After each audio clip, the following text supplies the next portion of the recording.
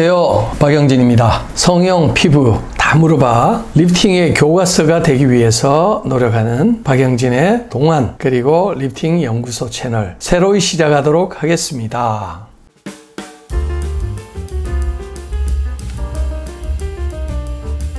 처음 주제는 진실 혹은 거짓입니다. 성형 상식, 그리고 피부 상식, 심지어는 의학 상식, 이런 다양한 분야의 진실을 찾아서 어디 인디아나 존스 같은 그런 얘기인데, 이러한 내용을 저희 채널에서 한번 다뤄보도록 하겠습니다.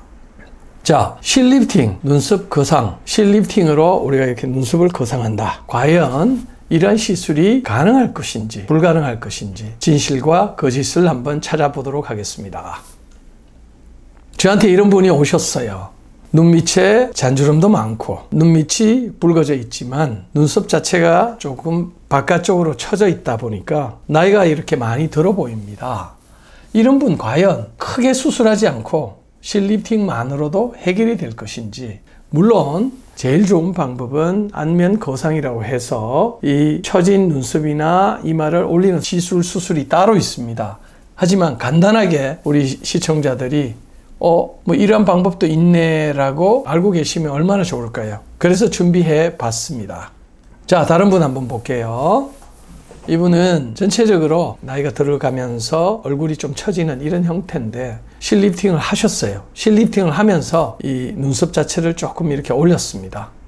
닷새째 보니까 상당히 개선이 많이 된 것 같아요. 새로운 방법이구나, 이렇게 이야기를 하실 수도 있습니다. 그런데 10일 정도 지나니까 붓기가 어느 정도 빠지면서 눈썹 부위가 균형을 이룬 듯한 이런 느낌이 들다가 약 한 달째 찾아오셨는데 보니까 이 처진 부분이 원래대로 다시 돌아가는 게 아닌가라는 그런 의구심을 가졌었습니다. 하지만 이는 저희들이 사진을 잘못 찍어서 생기는 오해였습니다. 30일째 사진을, 즉 코의 각도에 맞춰 가지고 얼굴의 각도에 맞춰서 저희들이 사진을 찍어 보니까 상당 부분 처진 눈썹이, 자, 시청자분들도 아시겠죠? 시청자분들이 보시기에 이 평가를 내리시면 됩니다. 제가 봐서는 개선이 된 것 같은데 또 개선이 안 됐다고도 할 수 있는데, 이 정확한 레퍼런스, 정확한 기준점을 잡아서 보시면 어떤지 아실 수 있을 것입니다.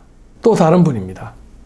시술을 하고 눈썹을 올렸는데 뭔가 이렇게 피크가 생긴 이런 느낌이 듭니다. 과연 이런 분들이 한 달, 세 달, 6달 지나면서 어떻게 될지는 계속해서 제가 보여드리도록 하겠습니다. 하지만 10일째 보는 이런 이미지에서는 피크가 생겼다라는 그러한 결과를 저희들이 얻을 수는 있었습니다. 과연 그러면 실로서 이마, 눈썹 거상을 어떻게 하는지에 대해서 일러스트레이션, 그림으로 이렇게 잘 나와 있습니다. 그림에 보시면 조금 복잡하죠. 단순하게 실로서 내가 이렇게 바깥쪽으로 당겨주면 될 것 같은데 그렇지는 않습니다. 여러 가지 벡터, 그러니까 실이 불편하지도 않아야 되고 신경이나 혈관에 손상을 주지도 않아야 되고 또 전체적인 이마와의 관계도 생각해야 되기 때문에 조금 복잡하죠.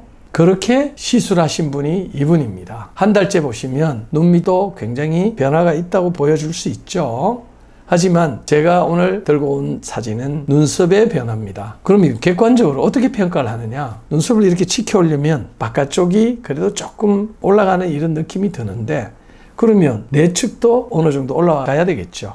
근데 바깥쪽에 그 눈썹의 피크 자체가 그대로 있다라는 이런 느낌이 듭니다. 자, 결론적으로 눈썹조차도 이제는 녹는 실을 이용해서 이 정도의 결과를 얻을 수 있다. 아울러 이 눈밑이라든지 다른 피부들도 상당 부분 현대의학, 현대 피부 성형에 저희들이 도움을 줄 수 있는 여러 가지 툴로서, 여러 가지 도구와 기구로서, 또 물질로서 이렇게 이미지 변화를 줄 수가 있습니다.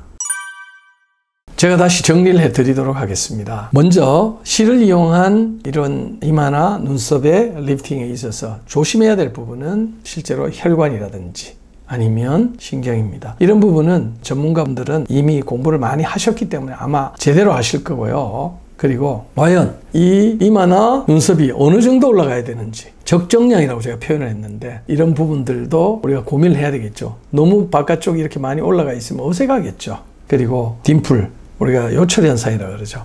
요철이나 부종 아니면 다른 부작용이라든지 이런 부분들도 다시 한번 생각을 해봐야 될 것이고요. 그리고 항상 의사 선생님들께서 고민하고 있는 부분 중에 하나가 효과가 과연 얼마만큼 갈 것인지, 한 달밖에 못 간다든지 이러면 뭐 시술하고 괜히 실망만 생길 수 있습니다. 그래서 그런 부분에 대해서 제가 앞으로도 향후 오랫동안 3개월, 6개월, 1년 이런 식으로 제가 정보를 드리도록 하겠습니다.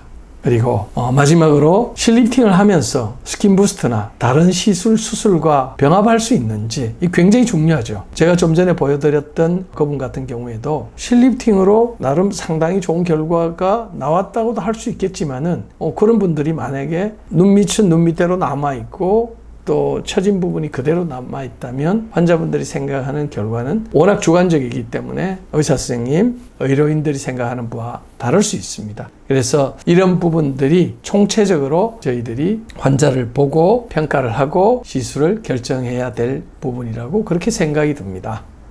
네, 향후에도 계속해서 동안 그리고 리프팅에 관한 다양한 주제로 여러분들과 만나 뵙도록 하겠습니다. 네, 감사합니다.